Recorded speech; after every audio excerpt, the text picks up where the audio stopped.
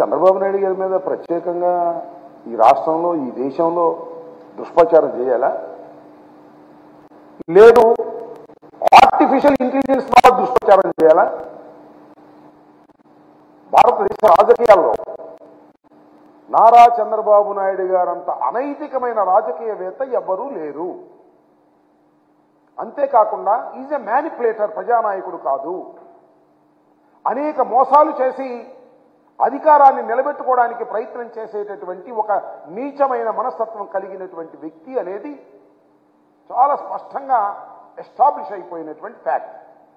ఆయన మీద మన ఆర్టిఫిషియల్ ఇంటెలిజెన్స్ నాకు అర్థం కాదా? ముస్లింల గురించి ఎప్పుడు ఏ విధంగా మాట్లాడాడో ప్రజలందరికీ గుర్తుంది. ముఖ్యంగా ముస్లింలకు మరింతగా గుర్తుంది.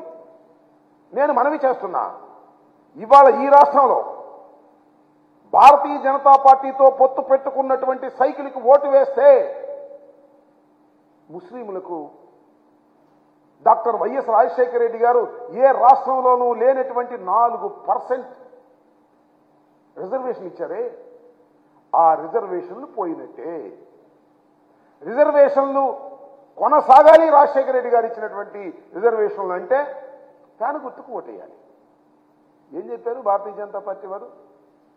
తెలంగాణలో ఎన్నికలు జరుగుతున్నప్పుడు అమిత్ షా ఏం మాట్లాడాడు ఒకసారి గుర్తు తెచ్చుకోమని మనవి చేస్తున్నా. ముస్లింల రిజర్వేషన్ రద్దు చేస్తాం అధికారంలోకి వస్తే అనేటువంటి మాట మాట్లాడారు. ఇవాళ చంద్రబాబు నాయుడు గారికి ఓటు వేస్తే పొరపాటున అధికారంలోకి వస్తే మొదటిగా చేసేది ముస్లింల రిజర్వేషన్ రద్దు చేయటం.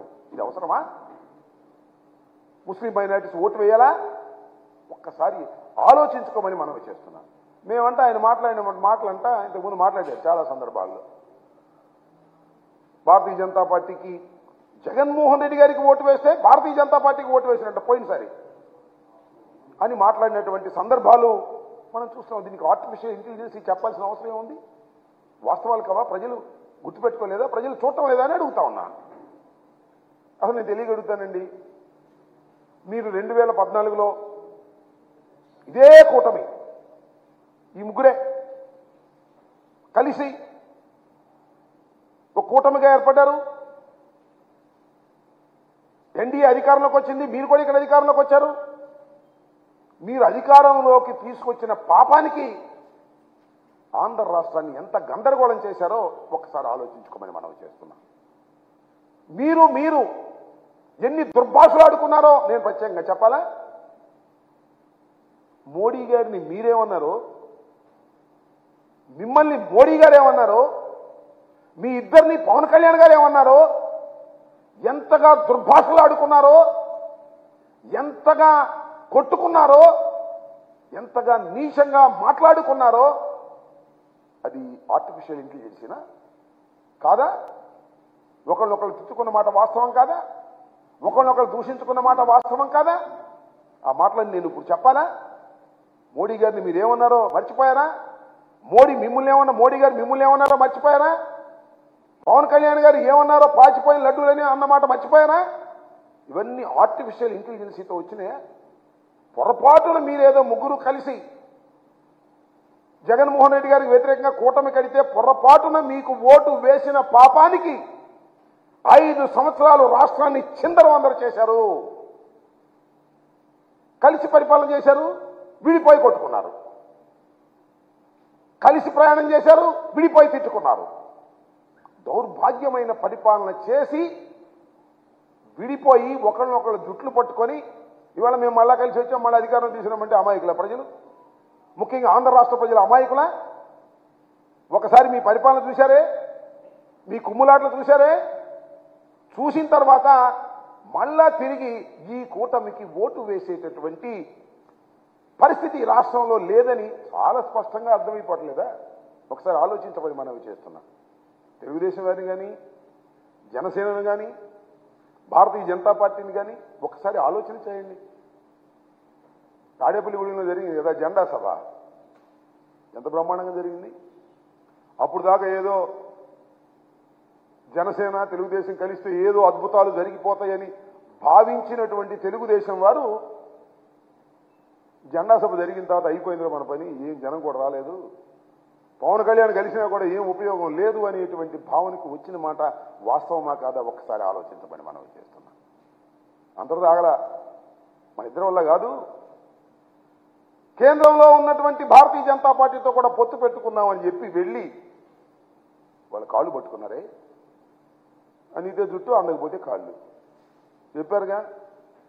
ఒకప్పుడు టెర్రరిస్ట్ అని చెప్పినటువంటి ప్రధానమంత్రి టెర్రరిస్ట్ అని చెప్పినటువంటి చంద్రబాబు నాయుడు గారు వెళ్ళి అమిత్ షా ఇంటి ముందు పడిగాపులు కాసి కాళ్ళు పట్టుకొని, మళ్ళా నేను చెప్పే మాటలు కాదు ఇది, వాళ్ళే చెప్పుకుంటున్నారు టీవీల్లో, మళ్ళీ వచ్చి పొత్తు పెట్టుకున్నారు. మళ్ళా చిలకూరుపేటలో ఒక అద్భుతమైన బహిరంగ సభ జరుగుతుంది, మాకు హైప్ పెరిగిపోద్దని పెద్ద హంగామా చేశారు.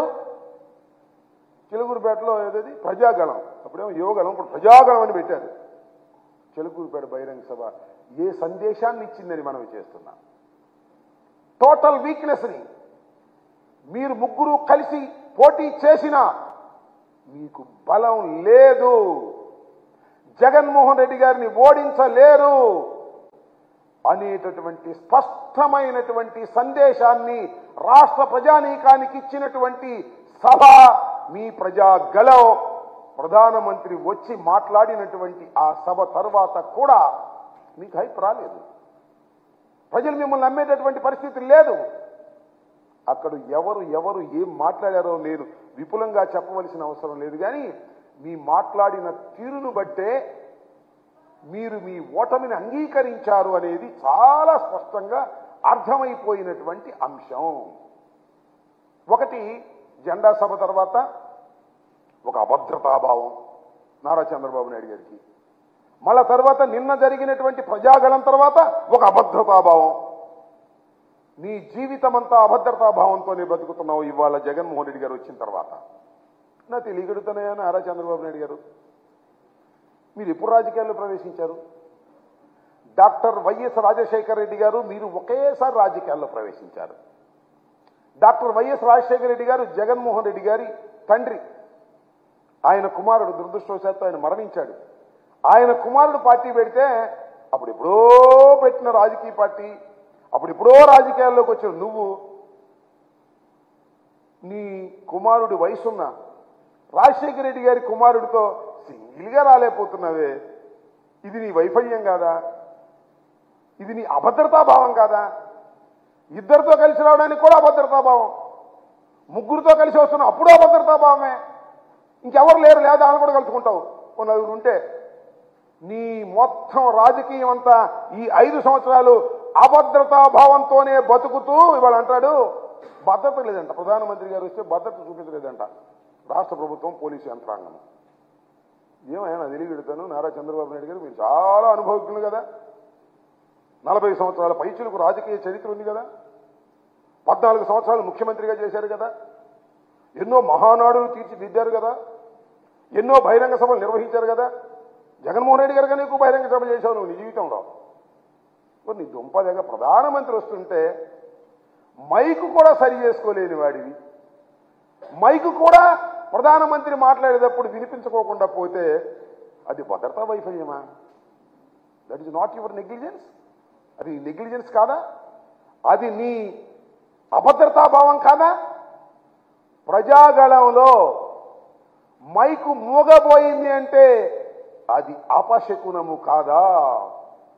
అది నీ ఓటమికి దారి తీస్తుందని అర్థము కాదా? ఒక్కసారి ఆలోచించుకోమని మనవి చేస్తున్నా.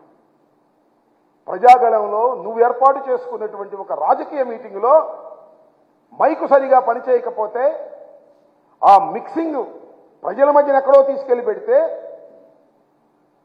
అది పని చేయకపోతే అది భద్రతాలోపం అని ప్రభుత్వాల మీద నెట్టేస్తున్నావే. ఏమిటి దౌర్భాగ్యమైనటువంటి పరిస్థితి?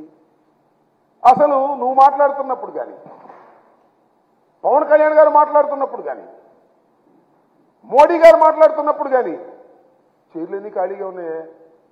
ఎందుకు ఖాళీగా ఉన్నాయి? అది కూడా ప్రభుత్వ భద్రత లోపమా?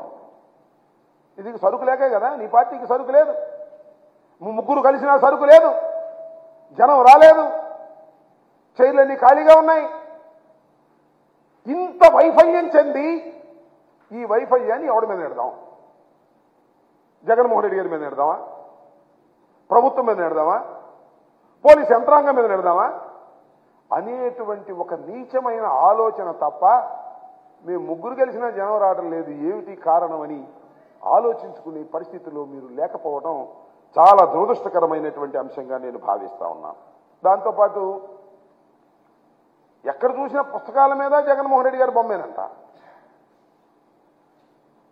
అదేంటి ఇళ్ల పట్టాలు ఇచ్చిన దాని మీద జగన్మోహన్ రెడ్డి గారి బొమ్మేనంట. స్కూల్ బ్యాగుల మీద జగన్మోహన్ రెడ్డి గారి బొమ్మేనంట. అవును, అవి చెరపగలవేమో, కానీ నువ్వేదో అయ్యి చేసి అయ్యేమన్నా చెరిపేస్తావేమో దొంగచాటుని వెళ్ళి, కానీ నువ్వు మర్చిపోతున్నావయ్యా నారా చంద్రబాబు నాయుడు గారు. You are a very very senior politician, మేము ఒప్పుకుంటాం. నువ్వు రాజశేఖర రెడ్డి గారితో పాటు రాజకీయాల్లోకి వచ్చినటువంటి వ్యక్తివి, చాలా చూసావు, చాలా చక్రాలు తిప్పానని చెప్పావు. That is all artificial intelligence. అప్పుడు లేకపోయినా ఇది మ్యానిపులేటర్. నీకు ఒక్కడి మనవి చేస్తున్నా, ఈ పుస్తకాల మీద బొమ్మలు చూస్తున్నావు లేదా పట్టాల మీద బొమ్మలు చూస్తున్నావు, మరిచిపోకు. రాజశేఖర రెడ్డి కుమారుడు జగన్మోహన్ రెడ్డి ప్రజల గుండెల్లో బొమ్మ ఉన్నాడయా పిచ్చోడా, గుర్తుపెట్టుకో. 5 సంవత్సరాల పరిపాలనలో ప్రజలకు మేలు చేసి 30 లక్షల మందికి పట్టాలిచ్చి సంక్షేమ కార్యక్రమాలు నిర్వహించి ప్రజల గుండెల్లో బొమ్మలా నిలిచిపోయినటువంటి వ్యక్తిని చెరపటం నీకు సాధ్యపడిద్దా అని అడుగుతా ఉన్నా. 3 కాదు 3,00,00,000 మంది ఏకమైన జగన్మోహన్ రెడ్డి గారు ప్రజల గుండెల్లో ఏర్పాటు చేసుకున్నటువంటి చిత్రాన్ని చెరపలేరెవరు. అది నువ్వు చూస్తావు, తొందరలో చూస్తావు. జూన్ 4 కదా, జూన్ 4వ తారీఖున చూస్తావు. ఒక్కసారి ఓపెన్ చేసిన తర్వాత ప్రజలు నొక్కిన ఫ్యాన్ బటన్స్ చూసిన తర్వాత అప్పుడు గుండె ఆగుతుంది. నీకు గుర్తుపెట్టుకోమని మనం చేస్తున్నా. ఎన్ని కుట్రలు కుతంత్రాలు చేసినా, ఎల్లో మీడియా ఉందని రోజు దుష్ప్రచారం చేసినా, జగన్మోహన్ రెడ్డి గారి మీద బుట్టలు బుట్టలుగా బురద జల్లినా, మీ రామోజీరావు లేదా మీ ఆంధ్రజ్యోతి రాధాకృష్ణ, TV5 నాయుడు ఎంతమంది ఎన్ని బురదలు జల్లినా ప్రజల గుండెల్లో ఉన్నటువంటి జగన్మోహన్ రెడ్డి గారి బొమ్మని చెరపటం ఎవడి సాధ్యమో కాదని మనవి చేస్తున్నా. చేతగాని వాళ్ళు చేసే పనులన్నీ చేస్తున్నారు. ఎవడి మీదో నెట్టేసేది, నడవలేక దారి ఒకడన్నా అంటే ఒకడెవడు వెనక.